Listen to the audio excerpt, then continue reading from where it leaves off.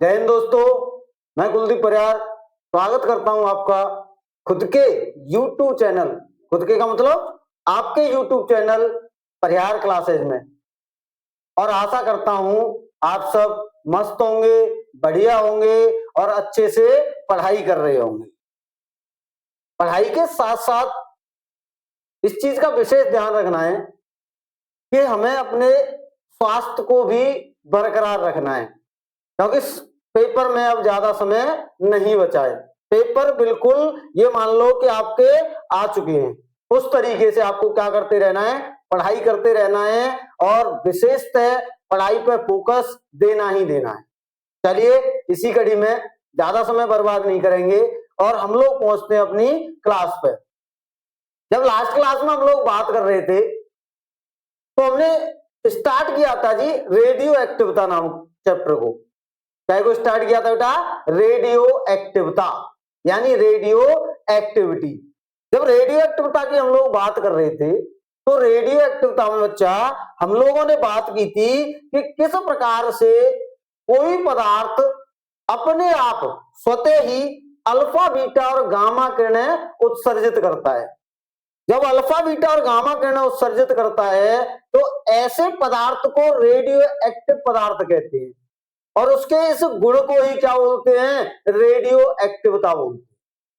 हरी बात समझ में? तो मैं क्या कह रहा हूं बेटा, मैं ये कह रहा हूं कि किसी पदार्थ द्वारा अपने आप ही स्वतः ही अल्फा बीटा गामा किरणें उत्सर्जित करने का जो गुण होता है वही क्या कहलाता है? रेडियो एक्टिविता कहलाता है। और रेडियो एक्टिविता के इस पदार्थ को क्या बोलते हैं? रेडियो एक्टिव पदार्थ बोलते हैं। ठीक है, तो यहां तक जब हम बात कर रहे थे कल, तो आगे की अगर मैं बात करूं तो आगे हम बात करेंगे बेटा काय पे? सोडी और फजान के नियम पे। काय पे? सोडी और फजान के नियम की हम लोग क्या कर रहे होंगे? बात कर रहे होंगे। तो अगला अपना टॉपिक होगा सोडी और फजान का नियम।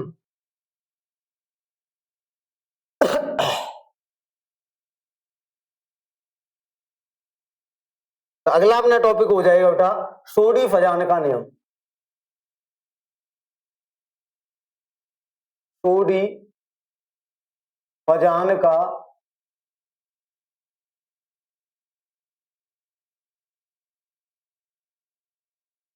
सोडी फजान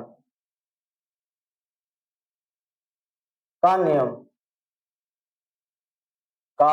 नियम देखिए सोडी और फजान ने क्या कहा था इस बारे में बात करते हैं। सोडी फजान ने क्या कहा था? सोडी फजान ने कहा था कि जब कोई रेडियो एक्टिव पदार्थ विघटित हो रहा है, टूट रहा है, जब कोई रेडियो एक्टिव पदार्थ विघटित हो रहा है अर्थात उसमें से अल्फा बीटा गामा कण जो उत्सर्जित हो रहे हैं, तो सीधी सी बात है भाई, कण उत्सर्जित हो रहे हैं तो वो विघटित ही तो हो रहा होगा, टूट ही तो रहा होगा। विघटन का मतलब क्या हो रहा है? होता है टूटना होता है। कि जब कोई रेडियो एक्टिव पदार्थ विघटित होता है तो उसके विघटन की जो दर होती है, विघटन की दर होती है वो उस तत्व या पदार्थ में उपस्थित परमाणुओं की संख्या के अनुक्रमानुपाती। बात आ रही है समझ में? यानी विघटन की दर काय पर डिपेंड कर रही होगी? परमाणुओं की संख्या पर डिपेंड कर रही होगी। जितने अधिक परमाणु उतनी विघटन की दर ज्यादा और जितने कम परमाणु उतने विघटन की दर कम। भाई सीधी सी बात है, जब किसी के पास परमाणु है ही नहीं तो टूटेंगे क्या? है वही है ना, नंगा नहाएगा क्या और निचोड़ेगा क्या? जब है ही नहीं कुछ उसके पास तो टूटना क्या है? सेम कंडीशन यहाँ अप्लाई होती है। यहाँ क्या होता है? जितने ज्यादा परमाणु होंगे उतने ज्यादा टूटेंगे, जितने कम परमाणु होंगे उतने कम परमाणु टूटेंगे। यही किसका नियम है? सोडी फजान का नियम। अगली बात समझ में क्लियर है? चलिए तो इसकी अगर मैं बात करूं तो मैं कह सकता हूं इस नियम के अनुसार, इस नियम के अनुसार, नियम के अनुसार, इस नियम के अनुसार क्या आएगा जी? वो कहता है कि किसी, क्या कहेगा बेटा? किसी रेडियो एक्टिव पदार्थ के विघटन की दर, किसी रेडियो एक्टिव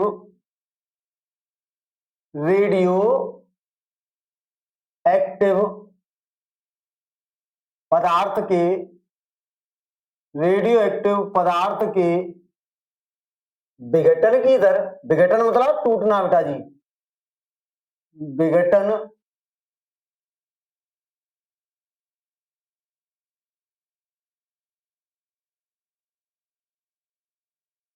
रेडियो एक्टिव पदार्थ के विघटन की दर, ठीक है, किसी रेडियो एक्टिव पदार्थ के विघटन की दर उस तत्व में उपस्थित परमाणुओं की संख्या के अनुक्रमानुपाती होती है।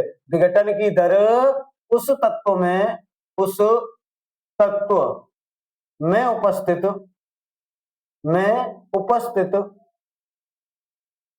उस तत्व में उपस्थित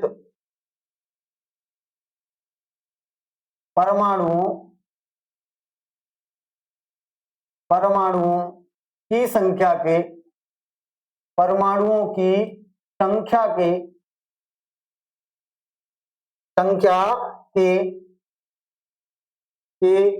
अनुक्रमानुपाती होती है,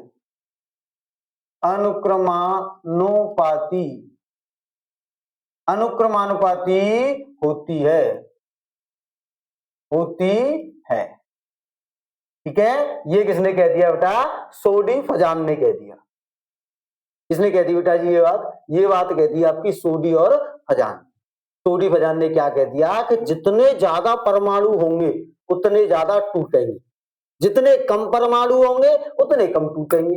और सिंपल सी बात है यार, जितने ज्यादा होंगे उतने, अब ज्यादा होंगे तभी तो टूट सकते हैं, जब है ही नहीं उसके पास तो टूटेगा क्या? हाँ, अरे वो समझ, जब कुछ है ही नहीं तो टूटेगा क्या? है तो टूटेगा।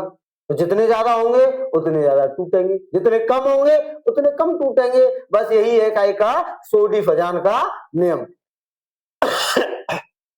यहां से अगर मैं देखूं, मैं कह रहा हूं, मैं इसका अगर गणितीय रूप आपके समक्ष प्रदर्शित करूं, काय का बेटा गणितीय रूप इसका प्रदर्शित करूं, तो मैं कहूंगा, मैं यहां से कह रहा हूं इसका गणितीय निरूपण, क्या कह दूं बेटा जी? गणितीय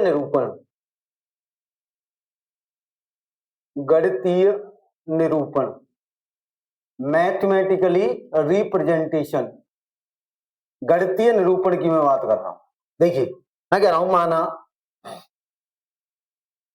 मैंने क्या कह दिया बेटा? माना कोई तत्व है, मैंने क्या कह दिया बेटा? माना कोई तत्व है जिसमें टी समय पश्चात या प्रारंभ में एन परमाणु थे। कितने परमाणु थे? एन परमाणु थे। भाई कोई पदार्थ है या तत्व है, उसमें प्रारंभ में एन परमाणु थे, तो न एन परमाणुओं को किस प्रकार से तोड़ना है, इस कंडीशन की बात कर रहा हूं। तो मैं यहां से कह रहा हूं कि माना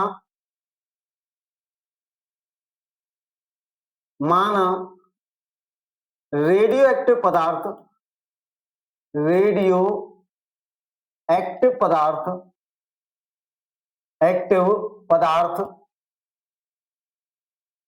में प्रारंभ में एन परमाणु थे, एन परमाणु थे, तब नियमानुसार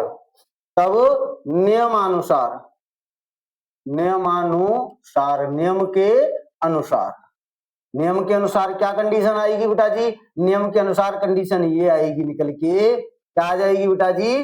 कंडीशन आ जाएगी कि minus k d of n over d t है। माइनस क्यों लगाया है? क्योंकि विघटन हो रहा है, टूटने के लिए क्या लगाते हैं? माइनस, जुड़ने के लिए क्या लगाएंगे? प्लस लगाएंगे। तो minus k d n over d t बराबर प्रोपोर्शनल टू, प्रोपोर्शनल का ही क्या आएगा बेटा? एन। प्रोपोर्शनल का ही क्या आना है? एन के आना है। प्रोपोर्शनल का ही क्या आना है? एन के डायरेक्टली प्रोपोर्शनल आना है। बताओ यहां तक किसी को कोई दिक्कत हो तो? आपने कहा सर की कोई दिक्कत नहीं है। तो मैं यहां से अगर प्रोपोर्शनल का चिन्ह हटाऊं, बराबर लेके आऊंगा तो आपको पता है प्रोपोर्शनल हटाने पर बराबर लाने पर क्या आ जाता है, नियतांक आ जाता है। तो यहां से आएगा बेटा जी, यहां से निकल के आएगा minus k dn over dt is equal to कितना हो जाएगा बेटा, लैम्बडा इंटू में n हो जाएगा। कितना हो जाएगा, लैम्बडा इंटू में n। एक काम करें, एक काम कर दो बेटा, यहां से ये हो जाएगा minus k d n over n, n को इधर ले जाओ बराबर में, अच्छा माइनस को भी उधर ले जाओ बेटा, माइनस को भी क्या करो आप लोग, माइनस को भी उधर ले जाओ, माइनस के लैम्बडा इंटू में dt हो जाएगा कि माइनस के, भाई मैं n को इधर ले आया, dt को उधर ले गया। अब क्या कर दूं भाई, d दिख रहा है, d दिख रहा है, इसका मतलब दोनों तरफ समाकलन, क्या कर दूं, दोनों तरफ समाकलन करने पर, समाकलन करने पर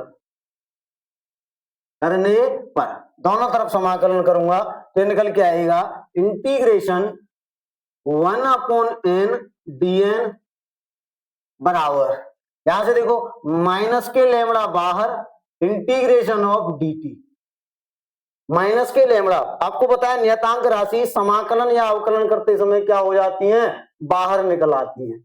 जैसे ही ये कंडीशन आई अपने पास, मैं क्या कह सकता हूं इसको, मैं कहूंगा 1/n का या 1/x का समाकलन वो कितना होता है, आपने कहा सर log x होता है, कितना होता है, log x होता है। तो मैं इसको अगर करूं तो मैं इसको कहूंगा बेटा, ये निकल के आएगा अपने पास, ये हो जाएगा log n और बेस में क्या रहेगा बेटा, e, log n बेस में e बराबर, यहां से निकल के आएगा माइनस के लैम्बडा और dt का कितना हो जाएगा, सर जी t हो जाएगा, प्लस में क्या लगा देंगे, c लगा देंगे, प्लस में क्या लगा दिया बेटा, c लगा दिया, प्लस में क्या लगा दिया हम लोगों ने, c लगा दिया। अब सुनना गौर से, अब मेरी बात सुनना, प्रारंभ में क्या कंडीशन हुई होगी, मैं अगर बात करूं प्रारंभ में भाई,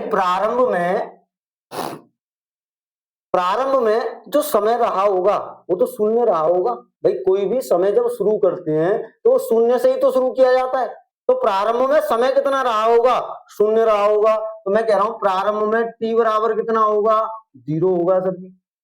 और परमाणुओं की संख्या को जो n है उसे क्या मान लेता हूं मैं, n0 मान लेता हूं, क्या मान लेता हूं, n0 मान लेता हूं। मान लिया बेटा जी, बताओ यहां तक, क्या मान लेता हूं बेटा, n0 मान लेता हूं। जैसे ही मैंने माना तो मैं इसको कह सकता हूं t बराबर 0, n बराबर n0, तो ये निकल के आएगा log, क्या निकल के आएगा बेटा जी, ये निकल के आएगा अपने पास, ये निकल के आ जाएगा log n0, हाँ n0 बेस में कितना हो जाएगा e बराबर, यहां से बेटा माइनस के लैम्बडा इनटू में कितना बेटा 0 और प्लस में कितना हो जाएगा c, तो यहां से अगर मैं निकालूं बेटा तो c बराबर कितना निकल के आएगा, इसको मान लेना इक्वेशन नंबर 1, तो c बराबर कितना निकल के आया, log n0 और बेस में कितना e, log कितना बेटा n0 और बेस में कितना हो जाएगा, c हो जाएगा, सॉरी e हो जाएगा। अब c का मान उठा के कहां पे रख दूं, यहां पे रख देता हूं। तो इसको क्या कर रहा हूं मैं, इसको मैं कह रहा हूं सर जी, इसको पुट इन इक्वेशन फर्स्ट, समीकरण 1 में रख दूं।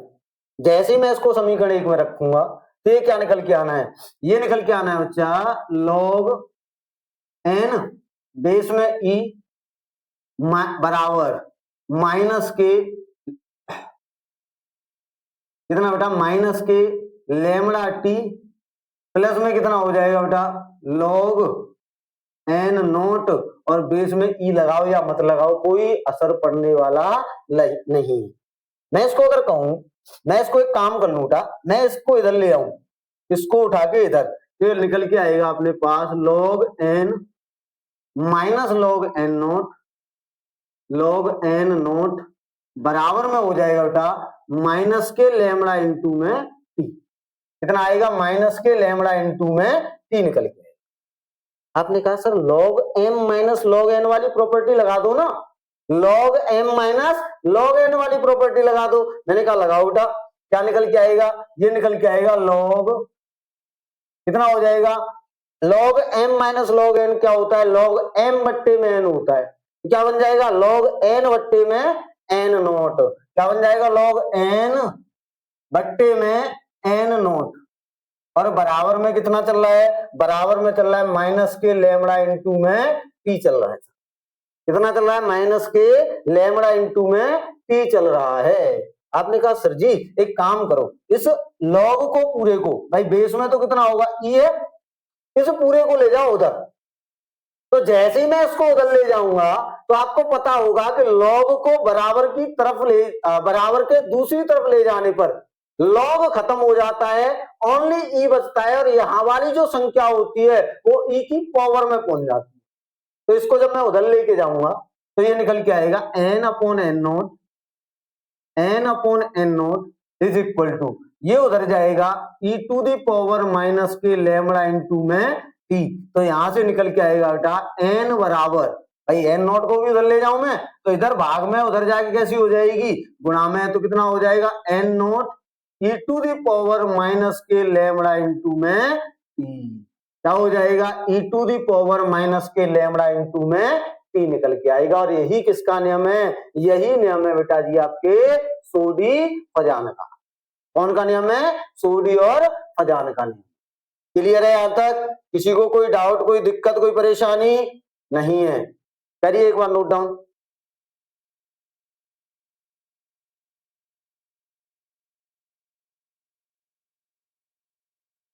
हो गया बेटा, सोडी फजान का नियम समझ में आ गया, और इस पर डाल लेना बेटा, इस पर डाल लेना इंपोर्टेंट, सोडी फजान का नियम इस चैप्टर में जो मोस्ट इंपोर्टेंट की श्रेणी में आते हैं, वो एक तो आता है आपका सोडी फजान का नियम, और एक आता है हाफ लाइफ, अर्ध आयु काल। कौन सा, हाफ लाइफ यानी अर्ध आयु काल और सोडी फजान का नियम इस अध्याय के मोस्ट इंपोर्टेंट टॉपिकों में से एक है। ठीक है, क्लियर है, चलिए तो बात कर लें बेटा। आगे अगर मैं बात करूं, आगे अगर मैं बात करूं तो मैं क्या कहूंगा, आपने कहा सर जी आप अब आगे हमें आगे क्या बता दो, आगे बता दीजिए क्या टॉपिक आना है और उस टॉपिक के बारे में हमें गहनता से अध्ययन कराइए। तो मैंने कहा बेटा अगला अपना जो टॉपिक आता है वो अगला टॉपिक ही आता है अपना हाफ लाइफ यानी के अर्ध आयु काल, हाफ लाइफ यानी के अर्ध आयु काल। कोई पूछे क्या होता है जी अर्ध आयु काल, कोई आपसे पूछे कि सर जी अर्ध आयु काल, भैया जी अर्ध आयु काल होता क्या है, तो आप कहेंगे कि भैया वह समय अंतराल, क्या कहेंगे, वह समय अंतराल जिसमें कोई पदार्थ अपनी प्रारंभिक मात्रा का, अपनी प्रारंभिक मात्रा का आधा विघटित हो जाता है, वह समय अंतराल ही क्या कहलाता है, अर्ध आयु काल यानी कि हाफ लाइफ कहलाता है। आगे बात समझ में क्लियर है कि नहीं, आपने कहा बिल्कुल क्लियर है सर जी कि वह समय अंतराल जिसमें कोई रेडियो एक्टिव पदार्थ अपनी प्रारंभिक मात्रा का आधा विघटित हो जाता है, क्या कहलाता है, अर्ध आयु काल कहलाता है। ठीक है, क्लियर है, चलिए तो अगले टॉपिक पे मैं बात कर रहा हूं कहीं की बेटा जी, अगले मैं टॉपिक की बात कर रहा हूं अर्ध आयु काल, कहीं की बात कर रहा हूं अर्ध आयु काल। तो अगला अपना टॉपिक होगा अर्ध आयु काल, अर्ध आयु काल, और इसे हम बोलते हैं हाफ लाइफ, क्या बोलेंगे इसको, हाफ लाइफ, हाफ लाइफ। ठीक है, चलिए हाफ लाइफ की बात कर लेते हैं कि हाफ लाइफ हमसे क्या कह रही है, और ध्यान रखना ये भी काय में रखना है आपको, ये भी इंपोर्टेंट की श्रेणी में रखना है, पेपर में यहां से क्वेश्चन पूछता ही पूछता है। क्या करता है बेटा, पेपर में यहां से क्वेश्चन पूछता ही पूछता है। ठीक है, चलिए तो मैं बात करूं बेटा अर्ध आयु काल की, कहीं की अर्ध आयु काल की बात कर रहा हूं। तो मैंने अभी आप लोगों को बताया कि वह समय अंतराल जिसमें कोई पदार्थ अपनी प्रारंभिक मात्रा का आधा विघटित हो जाता है, क्या कहलाता है, अर्ध आयु काल कहलाता है। क्या कहलाता है बच्चा, अर्ध आयु काल कहलाता है।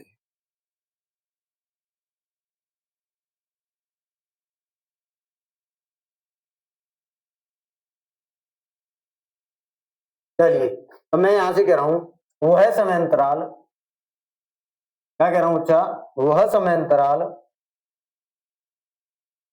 वह समय अंतराल, वह समय अंतराल जिसमें जिसमें कोई रेडियो एक्टिव पदार्थ, जिसमें कोई रेडियो एक्टिव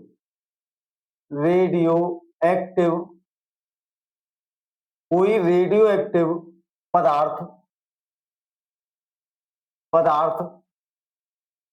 वह समय अंतराल जिसमें कोई रेडियो एक्टिव पदार्थ विघटित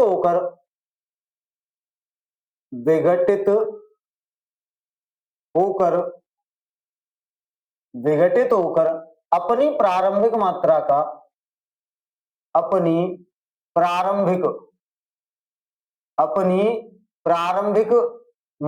का मात्रा का आधा रह जाता है,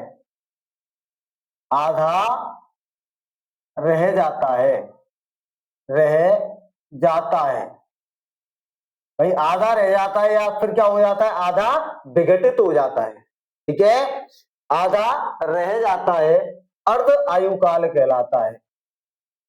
क्या कहलाता है बेटा, अर्ध आयु काल कहलाता है, अर्ध आयु काल कहलाता है। और क्या करते हैं बेटा, इसे काई से रिप्रेजेंट करते हैं, टी हाफ से T1/2 से प्रदर्शित करते हैं, प्रदर्शित करते हैं। इसे काय से प्रदर्शित करते हैं बेटा, T ऑफ 1/2 से इसको क्या करते हैं, हम रिप्रेजेंट करते हैं, प्रदर्शित करते हैं। क्लियर, यहां तक किसी को कोई दिक्कत कोई परेशानी, आप लोगों ने कहा सर जी कोई दिक्कत कोई परेशानी नहीं है, आ रही है बात समझ में। चलिए तो अब इसको अगर मैं देखूं, इसका क्या करना है बेटा, अगर मुझे इसका गणितीय निरूपण करना होता, तो मैं इसको कहूंगा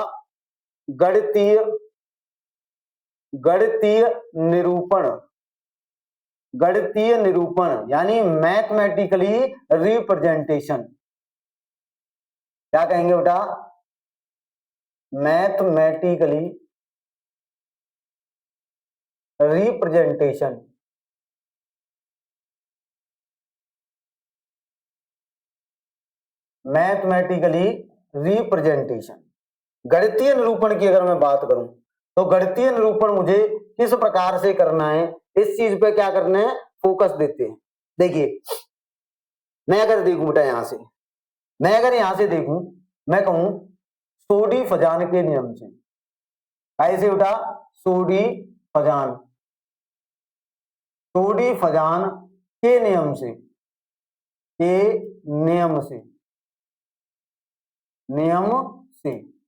सोडी-फजान के नियम से अगर मैं देखूं तो आपने अभी पढ़ा था बेटा, क्या पढ़ा था, आपको पता है कि हमने अभी पढ़ा था सर जी n बराबर हमने पढ़ा था n nought e to the power minus k lambda into में t, e to the power minus k lambda into में क्या पढ़ा था बेटा, t पढ़ा था।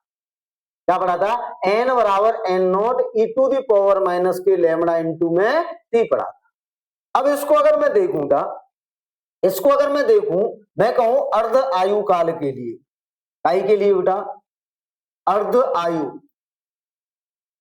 आयु काल के लिए, अर्ध आयु काल के लिए अगर यही कंडीशन देखनी हो तो देखना टी बराबर तो कितना हो जाएगा, आपने कहा टी बराबर टी हाफ हो जाएगा, टी बराबर कितना हो जाएगा, टी हाफ हो जाएगा।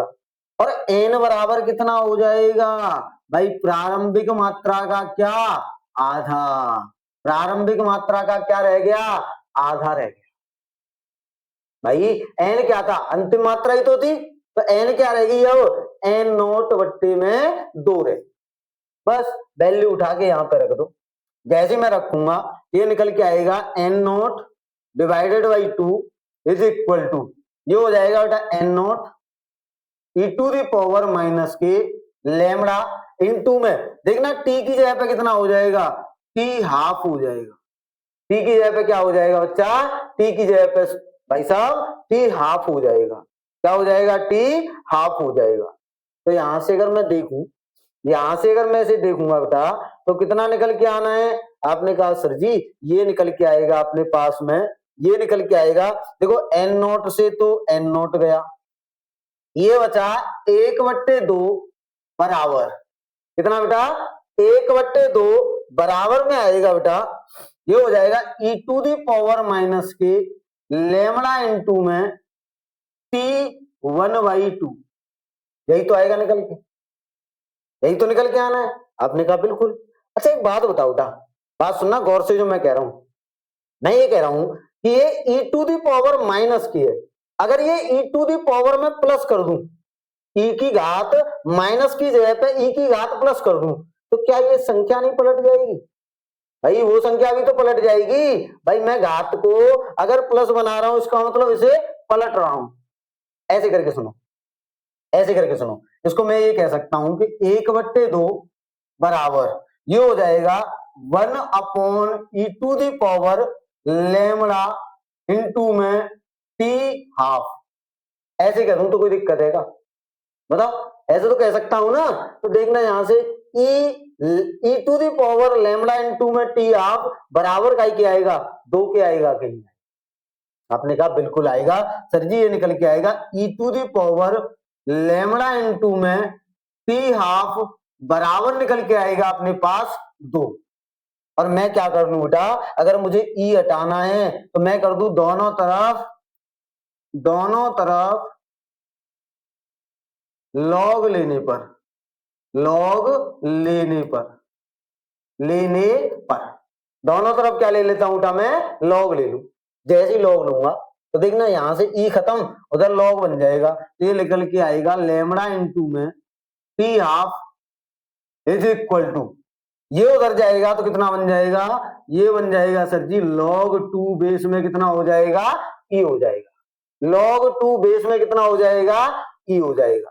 आपने कहा सर जी log 2 की वैल्यू पता है क्या, log 2 की वैल्यू पता है क्या, मैंने कहा बेटा log 2 की वैल्यू ई के बेस में नहीं पता है, परंतु log 2 की वैल्यू मुझे बेस 10 में पता है, कितनी होती है, 0.30 होती है, 0.3010 होती है, लेकिन बेस कितना होना चाहिए, बेस 10 होना चाहिए, और यहां बेस कितना है, ई है, यहां बेस कितना है बच्चा, ई है। तो आपने कहा सर जी इस ई को हटाओ, बेस 10 लेके आओ, मैंने कहा कोई दिक्कत नहीं, यहां से आएगा लेमड़ा इनटू में T half is equal to, ये हो जाएगा बेटा, इसको अगर इसको करते हैं तो इसमें 2.303 से अगर गुणा कर दें तो ये बेटा जी बन जाएगा log 2, और बेस में क्या बन जाएगा, 10 बन जाएगा, बेस में क्या बन जाएगा बेटा जी, 10 बन जाएगा। क्लियर है, आपने कहा बिल्कुल क्लियर है। तो यहां से अगर अब इसकी अगर मैं वैल्यू रख दूं बेटा, तो देखना लेमड़ा इनटू में T1/2 इज इक्वल टू, ये निकल के आएगा 2.303, और ये हो जाएगा बेटा 0.3010, कितना आ जाएगा, 3.3010, कितना निकल के आएगा, 0.3010 इसका मान निकल के आएगा। क्लियर है, आ रही है बात समझ में। अब इन दोनों का अगर गुणा करें, इन दोनों का अगर हम गुणा करेंगे तो कितना निकल के आएगा, तो ये आएगा सर जी लेमड़ा इनटू में T half is equal to, ये निकल के आएगा 0.693। इन दोनों का गुणा करेंगे ना, तो गुणा करके देख लेना कितना निकल के आएगा, 0.693 निकल के आएगा। कितना आएगा, 0.693 निकल के आएगा। करके देख लेना गुणा, कितना आना है, इतना ही आना है 0.693। ठीक है, आ रही बात समझ में? आपने कहा बिल्कुल। तो यहां से अगर मैं देखूं तो टी हाफ बराबर कितना निकल के आएगा, तो आप कहेंगे कि 0.693 डिवाइडेड बाई कितना आएगा बेटा, लैम्बडा निकल के आएगा। बट्टे में कितना निकल के आएगा, लैम्बडा निकल के आएगा। क्लियर है कि नहीं? आपने कहा बिल्कुल क्लियर है सभी। अच्छा, अब यहां से करता क्या है, कभी कभी तो वो पूछ लेता है अर्ध आयु काल के व्यंजक को ज्ञात कीजिए या प्राप्त कीजिए, या एक अर्ध आयु काल का व्यंजक किस प्रकार से प्राप्त किया जाता है बताइए, ऐसे करके क्वेश्चन दे देगा। कभी कभी क्या करता है, कभी कभी वो करता क्या है, क्वेश्चन को घुमा देता है, और जैसे ही क्वेश्चन को घुमाता है हम लोग भी क्या हो जाते हैं, घूम जाते हैं। कैसे घूमेंगे, देखो वो कह देगा क्वेश्चन में कि एक रेडियो एक्टिव पदार्थ के अर्ध आयु काल, एक रेडियो एक्टिव पदार्थ के अर्ध आयु काल तथा क्षय नियतांक या विघटन नियतांक के मध्य संबंध की गणना की। अगर ऐसा क्वेश्चन आएगा, ऐसे करके अगर वो घुमा के देगा, तो क्या हम लोग कर सकते हैं, बिल्कुल कर सकते हैं। मैं इस चीज को लिख भी देता हूं, अतः उपर्युक्त संबंध ही, उपर्युक्त संबंध ही अर्ध आयु काल, उपर्युक्त संबंध ही क्या होगा बेटा, अर्ध आयु काल व क्षय नियतांक, और क्षय नियतांक को ही क्या बोलेंगे बेटा, आपने कहा सर जी क्षय नियतांक को ही हम क्या बोलते हैं, विघटन नियतांक। क्या बोल देंगे, विघटन नियतांक, क्षय नियतांक या विघटन नियतांक। उपर्युक्त संबंध ही क्षय नियतांक या विघटन अर्ध आयु काल व क्षय नियतांक या विघटन नियतांक के मध्य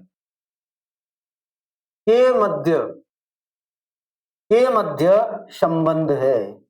के मध्य क्या है बेटा जी, संबंध है। के मध्य क्या है बच्चा, संबंध है। ठीक है, करिए एक बार नोट डाउन।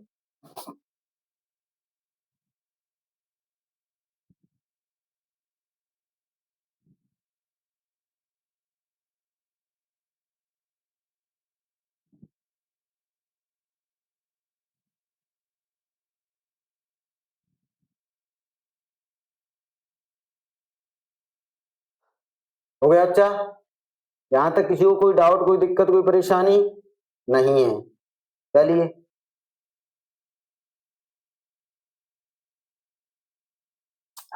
आगे बात करते हैं। देखिए इस अध्याय में, यानी कि आपका अध्याय चल रहा था कौन सा, रेडियो एक्टिविटी, यानी रेडियो एक्टिविटी नाम का अध्याय आपका चल रहा है। और इस अध्याय में अब ज्यादा नहीं बचा है, एक क्लास का माल मसाला और बचा हुआ है। कितने का, एक क्लास का, जिस क्लास में हम लोग आपको बात करेंगे, हम लोग बात कर रहे होंगे, काय के बारे में बात कर रहे होंगे, हम बात कर रहे होंगे औसत समयांतराल के बारे में बात कर रहे होंगे, हम बात कर रहे होंगे काय के बारे में, हम बात कर रहे होंगे क्यूरी के नियम में, इंपोर्टेंट की श्रेणी में आता है। और एक टॉपिक और है इसमें, अर्ध आयु काल और औसत आयु काल के मध्य रिलेशन की भी हम लोग क्या कर रहे होंगे, बात कर रहे होंगे। तो ये 2-3 टॉपिक और इस अध्याय में बचे हुए हैं, जिन्हें हम लोग क्या कर रहे होंगे, कल समाप्त कर रहे होंगे। क्या कर रहे होंगे बच्चा, कल समाप्त कर रहे होंगे। तो आज के लिए इतना ही, आप लोगों से विदा चाहेंगे। आप लोगों को क्या करना है, आपको अगर वीडियो अच्छी लगे तो लाइक करना है, कमेंट करना है, ज्यादा से ज्यादा शेयर करना है और चैनल को क्या करना है, सब्सक्राइब करना है। तो आज के लिए इतना ही। धन्यवाद। जय हिंद, जय भारत।